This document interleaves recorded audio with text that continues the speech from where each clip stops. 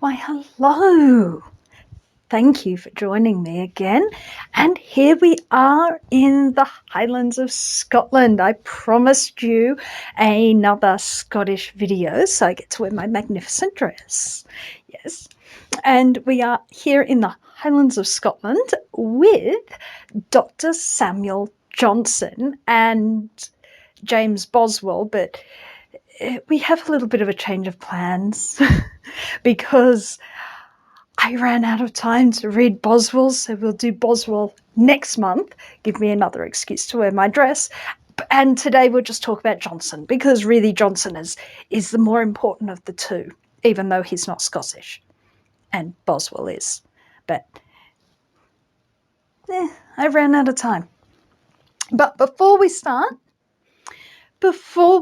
with that, I need to tell you about the new book that is out with Cockie Press. This one, which is all to help you write your own first draft. So it's full of very interesting information and different activities and different things to help you with writing your novel. So it takes you step by step how to write your first draft of your novel across 12 weeks. So you can buy that off the Cockie Press website or any bookshop. There are some links down below. Or if you are watching this before the 2nd of August 2021, pop across to our Instagram, which is also linked below, and be the first person to answer the question each day, and you could win a free copy of this. So there you go. That should really, really is quite on theme with Scottish frugality there. So today we're talking about Dr. Samuel Johnson's A Journey to the West Islands of Scotland. Sorry, I had to read it off the book and I don't have glasses on. So it's just always fun. So if you ever see me straining at what I'm looking at, it's like me trying to read without glasses. So Dr. Johnson's Journey to the West Islands of Scotland, which he undertook with James Boswell. Johnson was in his 60s. James Boswell was in his 30s. They had become great friends. Boswell is, of course, the man who wrote the life of Johnson. He wrote the biography of Johnson. Johnson is obviously very, very important because he wrote the dictionary. And before we get into Scotland, I'll give you a little bit of information about Johnson as a writer. So Johnson came from the book trade. His father was in the book trade, and he wasn't a wealthy man. He was able to do part of his degree at Oxford, but then had to leave because the family ran out of money and could no longer pay for him. He'd worked in the book trade. He'd attempted to open a school that didn't work very well. He was a very, very physically vigorous man. So the fact that he is riding and walking the Highlands of Scotland in his 60s gives you an idea of what a physically fit man he was. So for much of his life, but at the same time, apparently he was very peculiar to talk to. People, he was not from London, and he had a regional accent, and people used to make fun of him for that. He also appears to have not been what we would now call neurotypical.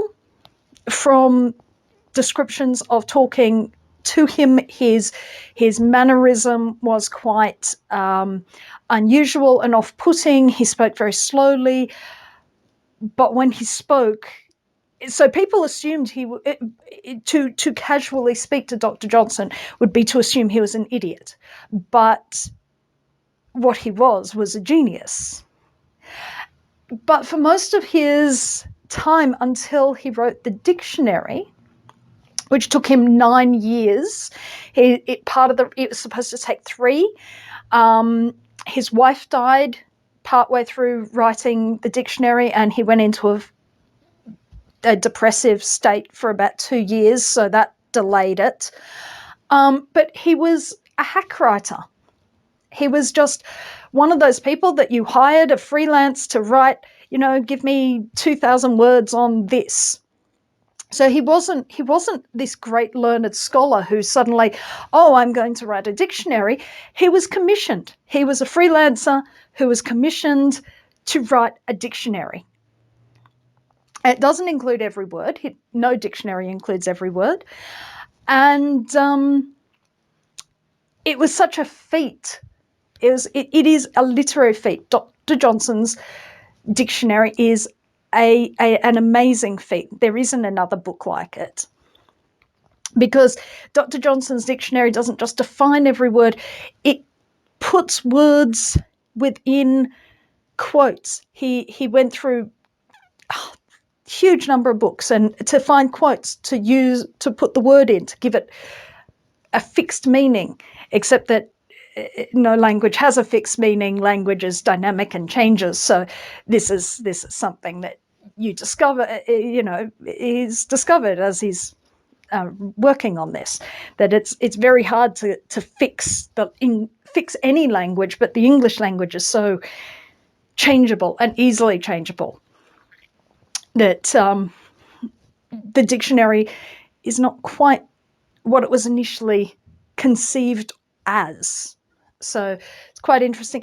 He was apparently also a great supporter of women writers and would edit women who'd asked him to help them with their manuscripts. He would promote women writers. So he was a very interesting person. Now, we are not reading the dictionary because that would be tedious. That would be extremely tedious to read the dictionary. What we are reading is Johnson's travel journals to Scotland. He and Boswell had planned on making this trip for about 10 years. And so finally in the 1773, I believe, they go on this trip to the Highlands of Scotland. The Highlands of Scotland are remote.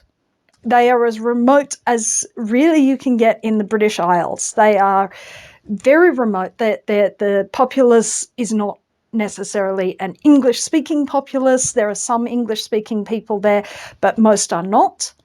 And it is very foreign to an Englishman, even a lowland Scot like Boswell. This is not his Scotland. So it's very interesting looking at this world that is starting to disappear. So if you recall last video, I talked about the fact that Sir Walter Scott was romanticising this Scottish world that had become safe after long after the Jacobite rebellion and the Battle of Culloden, which had used the Highland clans as the army. Sir Walter Scott in the 1830s is romanticising Scotland, turning it into the Scotland that we now know of shortbread and whiskey and longhorned Highland cattle, all of that. Make it look all pretty and nice. But Boswell and Johnson are after an authentic Scottish experience. And as a result, it's very interesting looking at that in a period where the Highlands are changing. The outside world is coming in on the Highlands. And so it is whether Johnson's observations are 100% accurate is not the point. There are little notes here and there that this is true and this is not true, but you don't really need that. What you are seeing is, here are his observations of a world that is rapidly vanishing, and that actually has vanished far more than he or Boswell had realised, because what they had gone to the Highlands for is actually no longer present. And so he's looking at a vanishing world, this Highland culture. But it is unbelievably fascinating. He's really interesting to read. Now, I know we've done a lot of videos and a lot of books, and not all of them are interesting to read. Johnson is interesting to read. He is witty. He is quite happy to insult people and cultures and all sorts of things. He does not hold back when he doesn't like something. So it's quite interesting to see the things that he's looking at. Now, to a modern reader, a post-romantic reader, because remember, this is 18th century. This is Enlightenment period. This is not romantic. So this is not a travel journal of great vistas and ornate or elaborate descriptions of castles and ruins and standing stones. And there's actually a whole load of things that's more like Johnson, and they told us there was something and there's just a bunch of rocks. He has no interest in these things. It's like, yeah, it's a bunch of rocks. Wow.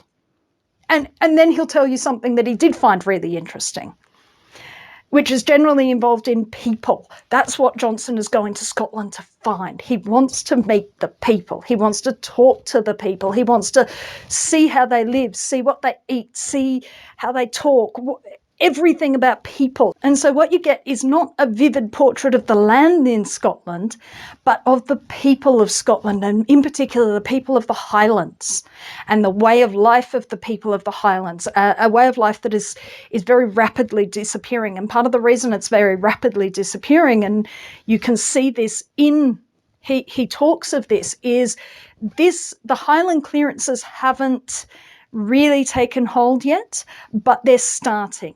The Highland clearances, the emigration to Canada, to America, the literal selling off of the people by the clan heads to make way for grazing land is just beginning. This will get more and more over time, but Johnson can see this happening, and he can also see that this is going to cause problems, that this is going to denude the countries or this area of people, because whereas emigration from England, one is replaced by immigration, he cannot imagine that there would be any people willing to go and settle in the Highlands of Scotland. And the Highlands of Scotland are still to this day extremely sparsely populated as a result of the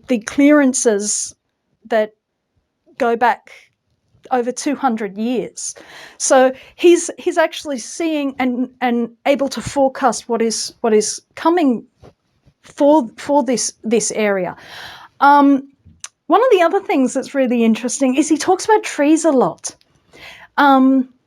He talks a great deal about trees and about the fact that there are so few in, I think it's Inverness. He is talking about the fact that he has barely seen a tree that is older than him. He's seen 2 trees that are older than him. So this is a result of both political turmoil and not having the ability to plant for the future, but also the extraordinary poverty of some of these places where once it's cut down, it's not replaced. And so the Highlands and of Scotland are becoming denuded of their natural resources, which he also sees as an evil. He's not above saying, this is stupid. This is completely stupid. I mean, I might understand why it's happening, but stupid. So he's very forthright in his opinion. But it is interesting. His talk about trees seems a very contemporary thing to think about. And he's not talking about trees from an environmental perspective, but he is talking about trees as in, this is a sustainable, sustained economic product that if you manage it well, this is wealth. This is not something that you denude your country of and then don't replace. So it's something that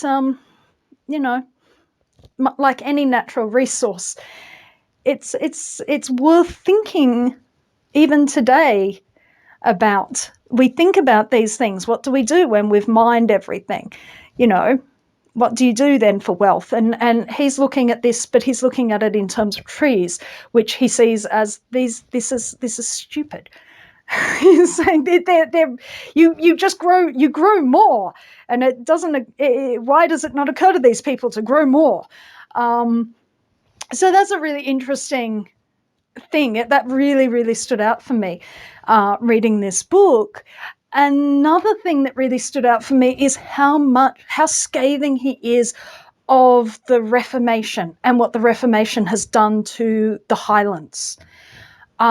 So the Reformation in Scotland is different to the Reformation in England. It was carried out under James, one of the Jameses. There are a lot of Jameses. And it was of a particularly puritanical bent, Calvinists and Presbyterians, and more the John Knox. I don't know a great deal about the Reformation as such, but 200 years later or more than 100 years later, Johnson is looking at what has been the result of the Reformation, especially in the Highlands. So he notes a great many ruined churches, which he sees as just vandalism, that just this laying waste, because it was such a really strict, austere form of Protestantism that was imported into Scotland. It was more aggressively destructive of the old faith than happened in England. So much of the old church, the Catholic Church that had preceded it, has been erased, eradicated, and violently destructively. So really, and he's very, very scathing of this, that this is just wanton destruction. The other thing that he notes is the Highland clans has moved into the Highland clans, and the Highland clans are illiterate. And so the Protestantism that has been moved into these places where the churches have been destroyed, the ceremony, the cycle of holy days and ceremony and high holidays and all of that has been lost. And when a non-literate society loses their culture of celebration and of ritual, it's a much greater loss to be felt by those communities than by a literate community, because Protestantism is a religion of the word. Now, you can understand that a when you replace a very, very ritualistic religion with a religion of the book, and no one can read the book, except or very few can read the book, it creates this enormous vacuum in the culture. And so he notes this really this great loss that is not so much a loss that he's seeing because he's imagining this as here, but that it's missing. There is something missing because of the loss of the ritualized culture of the old religion compared to the austerity of the new religion. So that's really, really fascinating. He from his diaries, you get a real sense that he loved the Hebrides. He loved going up to the Highlands and the Hebrides. He found the people were open and warm and welcoming. He enjoyed the food. He enjoyed the stories. He doesn't tell stories of having encountered great hostility and xenophobia among the Highlanders. Of course, he's often staying with the clan heads, the lairds, so the educated men and women of the Highlands. But even among the ordinary people, he finds that they are very open, very welcoming, very willing to share, even though what they have is very little. It's also interesting that whiskey is not something that is known much out of the Highlands. The Highlands, whiskey is a Highland drink and something that we think, oh, well, yeah, as being very, very Scottish, is actually not filtered down into the southern parts of the world. He also laments the loss of plaid, of tartan dress, because Highland tartan dress was worn much like a toga. That it wasn't a kilt, as in we think of a kilt with nice little box pleats and looking very. No, this was huge pieces of cloth like a toga that was wrapped around the body and could be used as a blanket if forced out in inclement weather. And the prohibition on wearing the tartan, the people they assumed it only lasted the length of time of the Lord who had told them that they couldn't. So they had moved to more modern dress, but having then being so poor, the ability to move back to the traditional dress is lost. And so you have a world it is disappearing. He's seeing the remnants of a culture that is vanishing. So it is a very interesting book, very, very interesting book. He is a very erudite, very interesting writer. It's only about 150 pages, so I would say go, and if you haven't already, read his Scottish journals. They are very, very interesting. So for our next stop in Scotland, we are going to stay with this Highland journey, but we are going to look at Mr. Boswell and his Scottish journals. They are very, very different, and they are about twice the length of Dr. Johnson's. So join me then, and definitely come across to our Instagram if you want to be in the running for that competition. Come across to our Instagram anyway, because we do give giveaways at other times, and that's where they happen. So I will see you again next month, or perhaps a little bit later, depends on how long it takes me to read the book.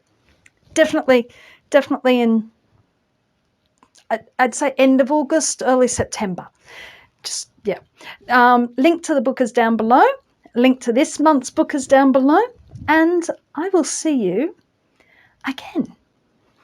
Goodbye. If you would like to support this channel, come across to the Black Cockie Press website www.blackcockiepress.com.au, where you will find books and other materials to help with your writing.